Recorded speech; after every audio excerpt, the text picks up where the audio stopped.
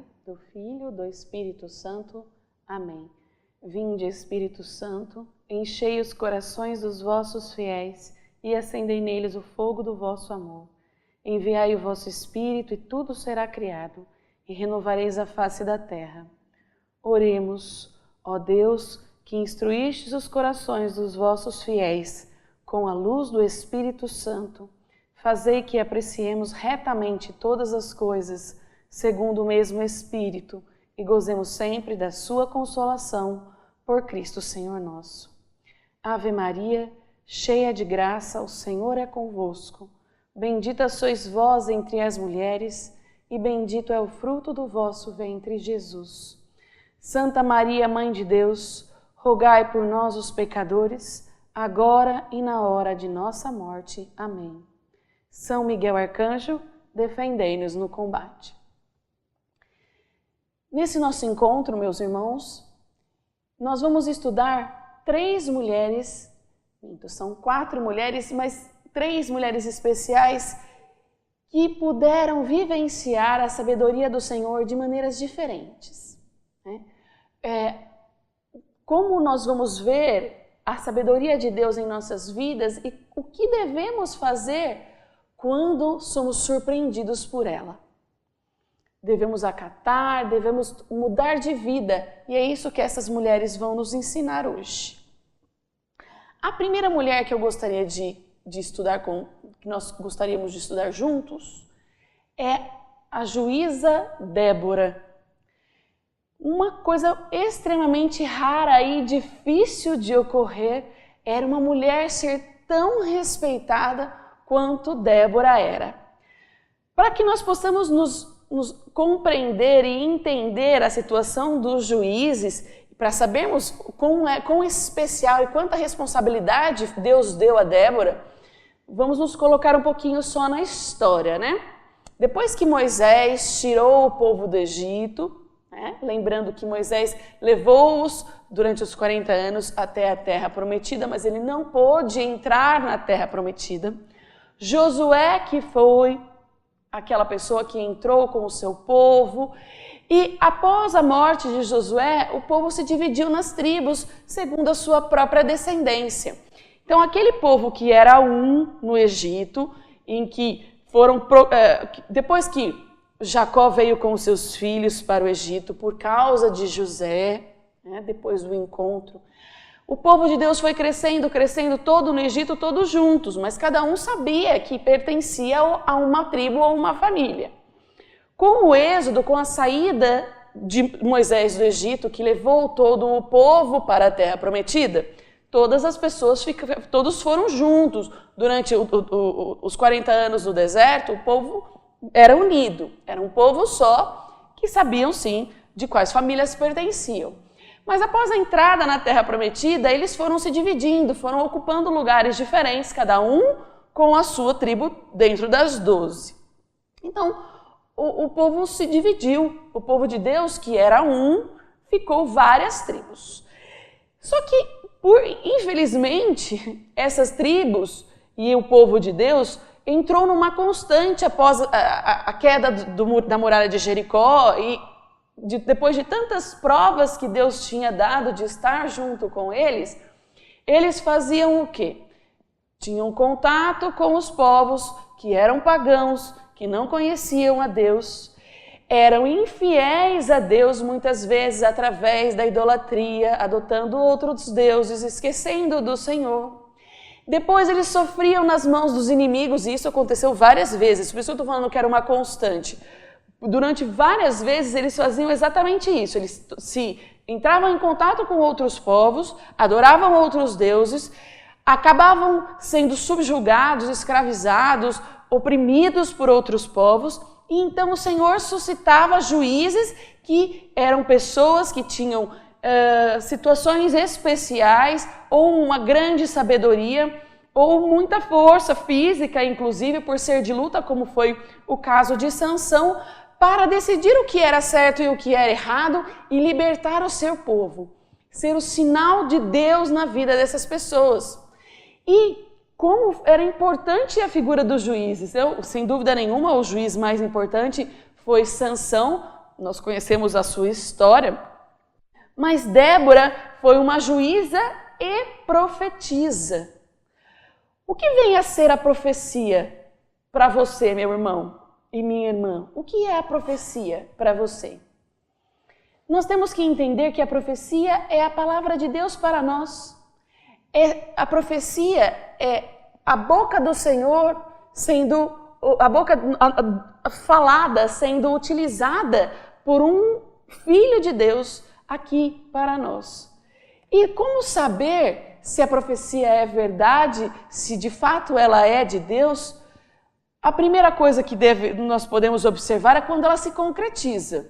Quando ela se concretiza, é um grande sinal de que ela vem de Deus. Mas também nós temos que entender que jamais um profeta virá e dirá algo contra a igreja ou contra a palavra do Senhor. Tomemos muito cuidado com os falsos profetas, falsas pessoas que entram em nossas vidas dizendo ser canal da graça e muitas vezes são apenas um sinal de bobagens, de colocação de coisas ruins em nossas vidas. E o grande filtro, meu irmão e minha irmã, é vermos na palavra e naquilo que a igreja nos coloca, porque se essa pessoa for contrária ao que Deus se manifesta através de sua palavra na Bíblia e através da tradição e palavra da igreja, significa que essa pessoa não é sinal de Deus em sua vida. Mande ela procurar aquilo que o Senhor de fato tem a dizer.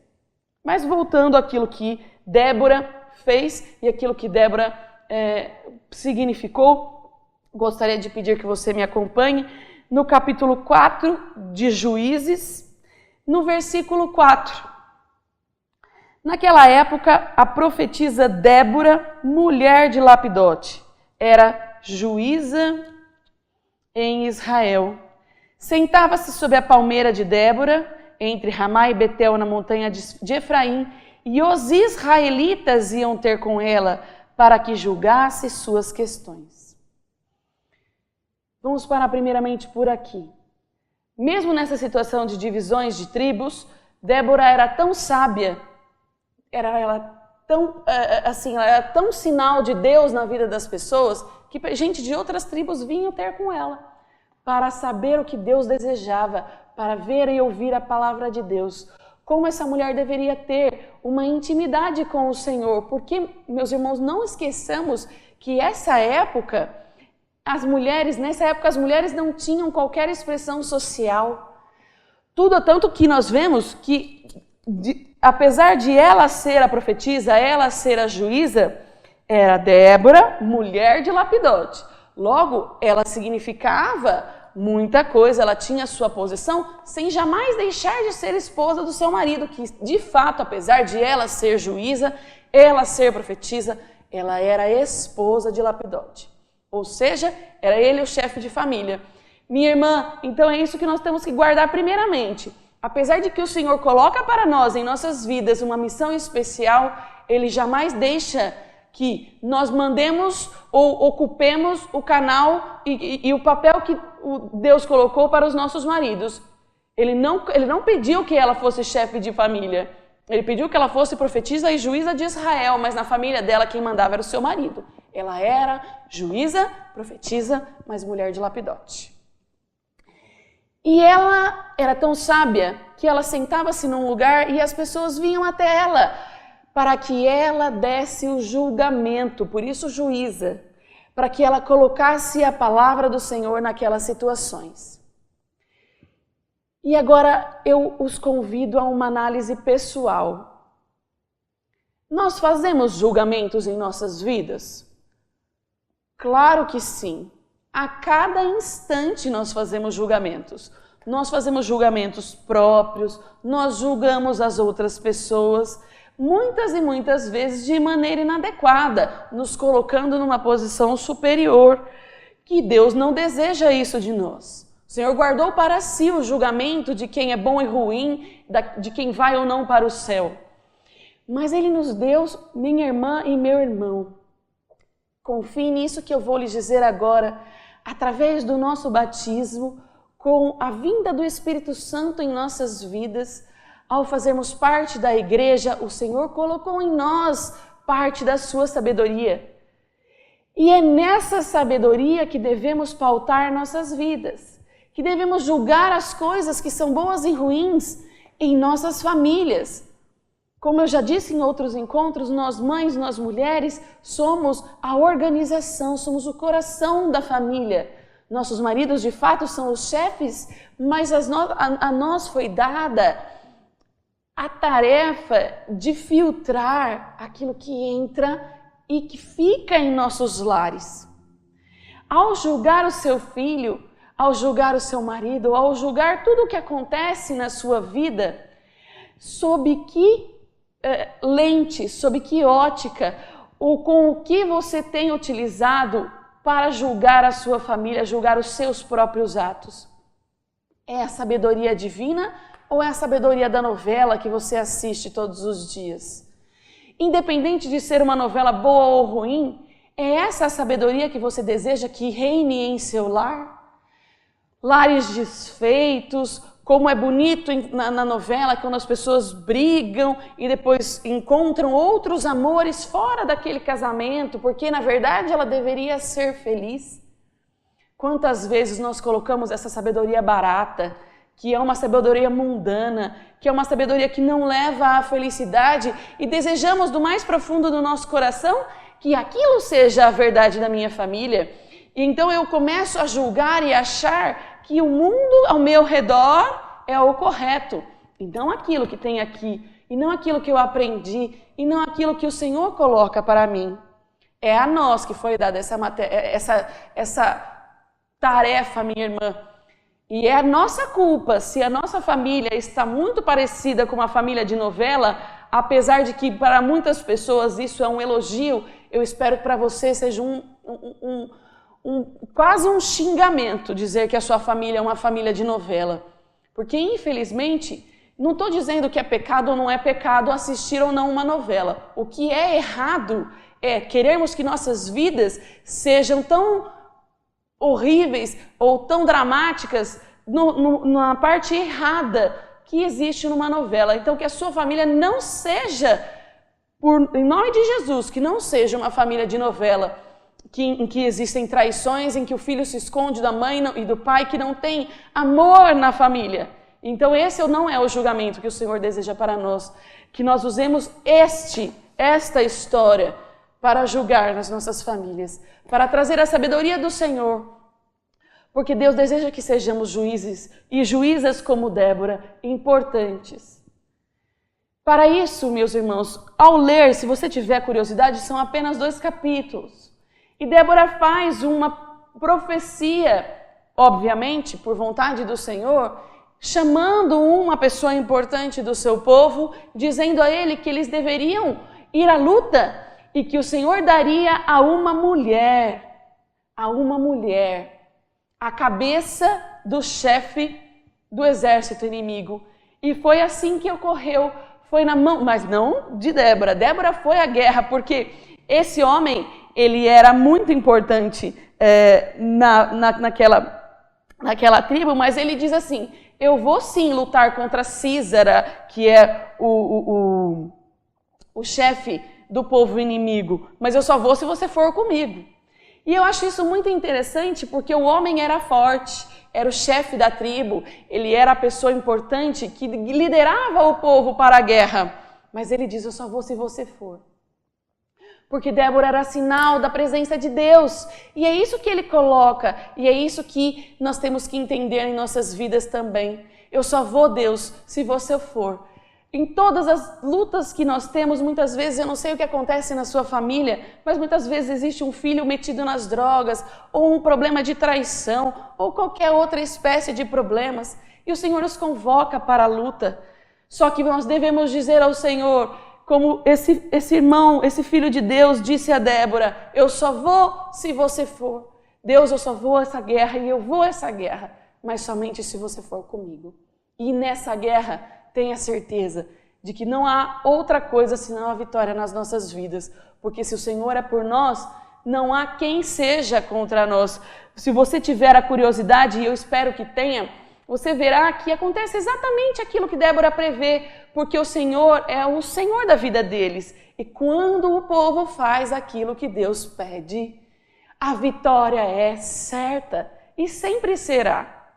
E que nós possamos viver assim, olhando a vida de Débora e colocando a sabedoria do Senhor em tudo que façamos, em tudo que façamos.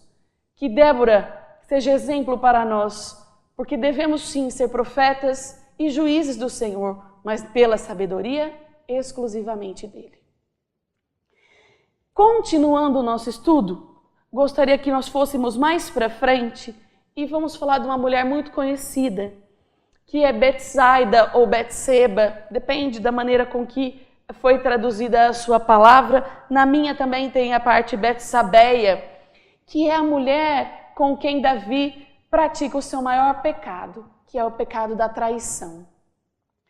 Lembrando também que Davi foi escolhido do Senhor, foi ungido do Senhor, o primeiro rei, depois que essas tribos foram todas divididas, o Senhor suscitou juízes, né?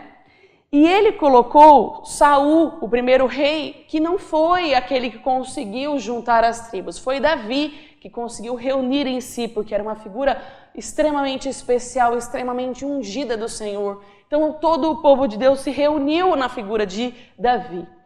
E Davi teve várias e várias vitórias, e o seu exército era a ele muito fiel, e muito fiel a Deus. Só que numa dessas, Davi costumava ir à guerra com o seu povo.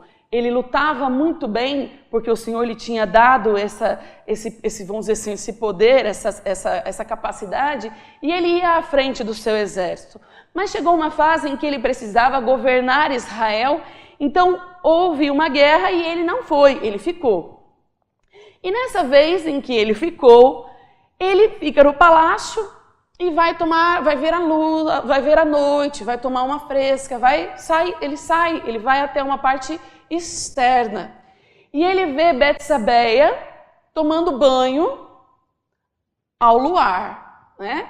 Também nós vemos que isso não é uma conduta adequada. Ela foi até lá e certamente se expôs a que qualquer um visse. E certamente ela era uma mulher muito bela, tão bela que Davi ficou assim extremamente apaixonado e mandou com que ela viesse, mandou que chamassem, né, para vir ao seu palácio e teve relações com ela, apesar de saber que ela era casada, ela era esposa de Urias. E ele não tinha esse direito, ele tinha várias esposas, era uma cultura da época, mas ela já era casada com um soldado seu. E esse soldado era tão especial e ele era extremamente fiel, Urias, e ele era um bom soldado. Então, depois que ele tem essa noite e tem relações com Betsabé ou Betseba, ela engravida. Ela manda avisá-lo que ela está grávida e ele fica extremamente inquieto, nervoso e tenta pensar numa saída para sair dessa consequência do pecado. Quantas vezes nós, né, também vemos um jeitinho para tentar burlar a situação, para tentar mexer naquilo que fizemos de errado, para não assumir as consequências dos nossos erros. E aí o que acontece? Ele pede para que Urias volte da guerra, para que ele, pensando assim, ele vai voltar da guerra, vai ficar com sua esposa, daí ele vai achar que o filho é dele, não meu. Só que Urias era tão fiel, e um soldado tão bom, que ele não admite pensar que ele está ali dormindo com sua esposa e seus colegas, seus amigos estão lutando na guerra. Então sabe o que ele faz? Ele vai até a frente do palácio e dorme lá. Ele não vai à sua casa, ele fica ali. E então Davi não vê alternativa senão mandá-lo para a guerra numa frente para que ele morresse. E assim ele pudesse vamos dizer assim, ficar com a Betsabé, né? Que foi um pecado horrível. E depois nós vemos que esse filho da Betsabé ou da Betseba acaba falecendo. Mas analisemos com um pouquinho de carinho a situação de Betseba. Primeiramente, ela errou 2 vezes, ao meu ver. Primeiro, de ficar se expondo, sendo uma mulher casada, ficou expondo a sua beleza de uma maneira inadequada, sujeitando-se sim a que Davi ou qualquer outro homem a desejasse. Não façamos isso. Se você é uma mulher, nós devemos nos recatar, porque somos sim responsáveis pela castidade de nossos irmãos. E além disso, quando Urias veio, ela sabia que Urias voltaria, ela podia ter ido até lá e contado a verdade, mas ela não o fez. E ela sofreu.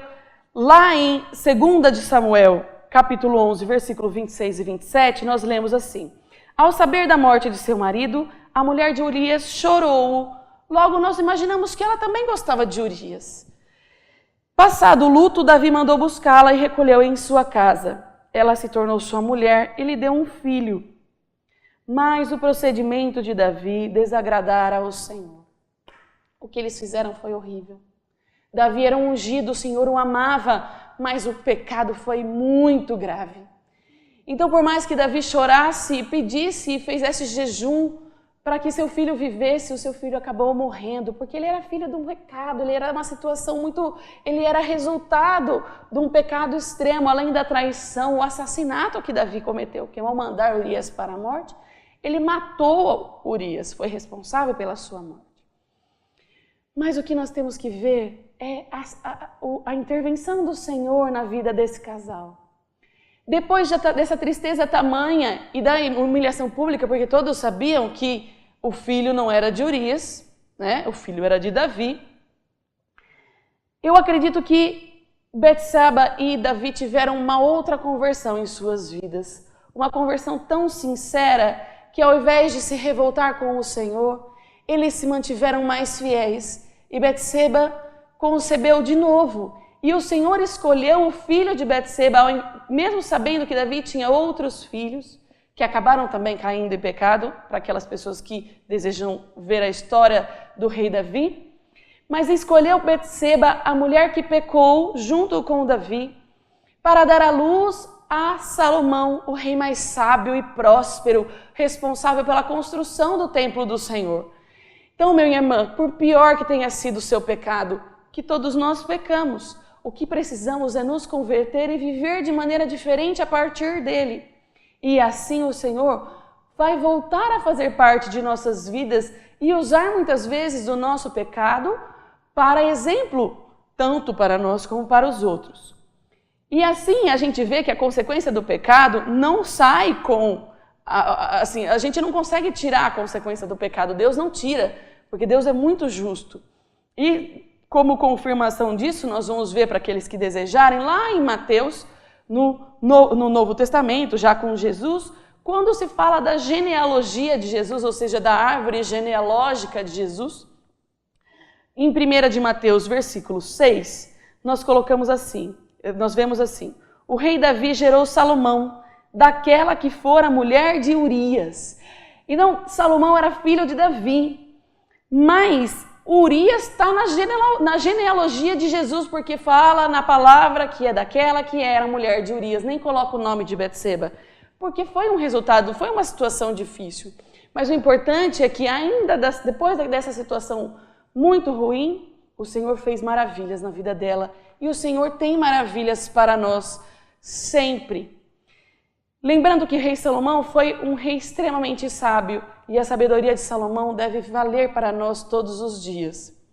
Se você conhece a história mais famosa de Salomão, é a história de duas mães que eram prostitutas e moravam juntas, sozinhas numa casa.